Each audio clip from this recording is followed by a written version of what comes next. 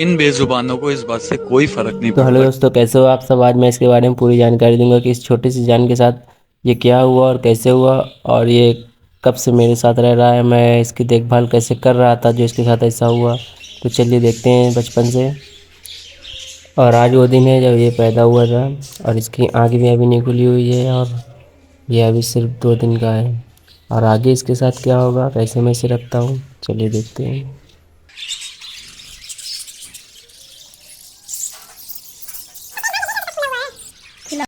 और आज ये पूरे 7 दिन का कंप्लीट हो चुका है। आज के दिन हमने इसे हैंड फीडिंग पर उठाया था, और आज से लेके उस दिन तक जब इसके पैर में चोट लगी तब तक ये हमारे साथ ही था। मैं इसे हर पल अपने साथ रखता था, लेकिन इत्तेफाक से उस दिन ऐसा पता नहीं क्या हो गया, जो मैं इसे अपने तोते के बगल में रखाया और ये उसके पिंजरे में चला गया। तो चलिए देखते हैं आगे क्या होता है, आप लोग खुद ही देखोगे।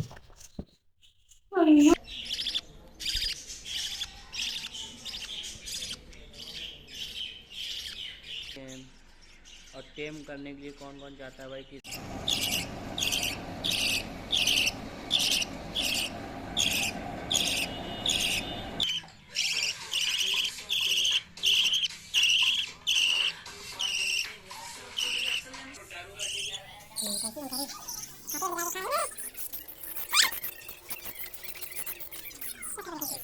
देखो हम जहाँ जाएंगे वहाँ आ जाएगा। मैं पीछे पीछे आ जाओ डॉल्सन।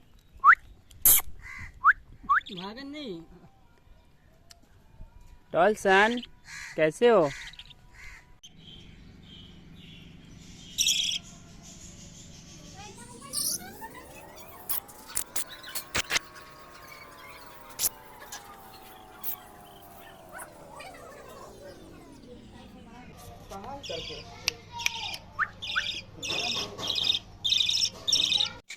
तो दोस्तों, आज वही दिन है जिस दिन हमारे डॉल्सन के पैर में लगती है चोट, और मैं इसे टेम कर रहा था। टेम करते करते थोड़ा सामान लेने चला जाता हूँ यहाँ पर बैठाल कर, तो यहाँ से ये उड़ कर खेलते खेलते आ जाता है ग्रीन पैरेट के केज पर।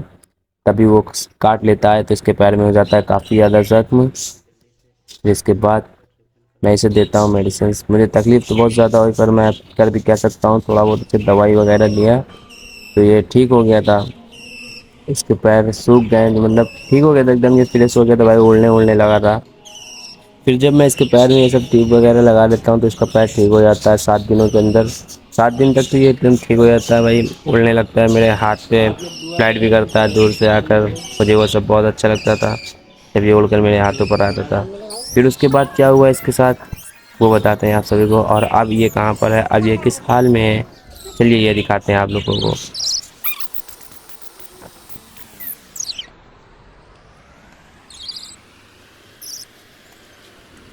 और आज ये 24वां दिन का हो चुका है, और आज के दिन इसका पैर एकदम ठीक हो जाता है। फिर इसके बाद दूसरे दिन तक ये अपने से खाना भी खाने लगता है, और ये बेहतर फील करता है, बहुत ही अच्छा।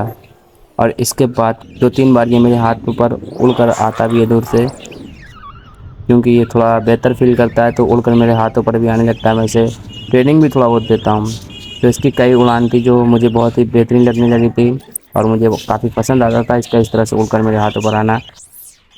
और इस उड़ान के बाद जो दूसरी उड़ान थी इसकी, ये ऐसी उड़ान पहली और लास्ट बार ये कर पाया था, क्योंकि इसके बाद इसके साथ बहुत बुरा होता है। जब मैं दूसरे दिन घर पर आता हूँ, इसे देखता हूँ, तो मुझे इसकी हालत थोड़ी ख़राब लगती है। इसके पर थोड़े फूले हुए थे, और ये खाना भी नहीं खा रहा था। फिर दूसरे दिन जब मैं देखता हूँ तो इसे लूज मोशन भी होने लगा था। तो मैंने इसे दवाई ववाई दी, लेकिन फिर जब मैं नेक्स्ट दूसरे दिन सुबह में आके इसका हाल देखने आता हूँ तो ये मुझे छोड़ कर जा चुका था। और इसकी हालत पर मुझे बहुत तरस आता था पहले से, जब इसके पैर में तोते ने काटा था तभी मुझे बहुत रोना आ रहा था, लेकिन तकलीफ़ मुझे बहुत हुई कि मैं इसका ध्यान नहीं रख पाया। और फिर उसके बाद मैंने इसके साथ क्या किया वो चलिए दिखाते हैं आप सभी को। तो मैंने जो हमारे इस्लामिक, मतलब हमारे में जो होता है, हम लोग मुसलमान हैं, तो हमारे में ये होता है मरने के बाद कहीं फेंकते नहीं हैं, और इधर उधर मतलब कहीं फेंक के जलाते नहीं, हम लोग दफना देते हैं गड्ढा खोद कर, कबर खोद कर मतलब।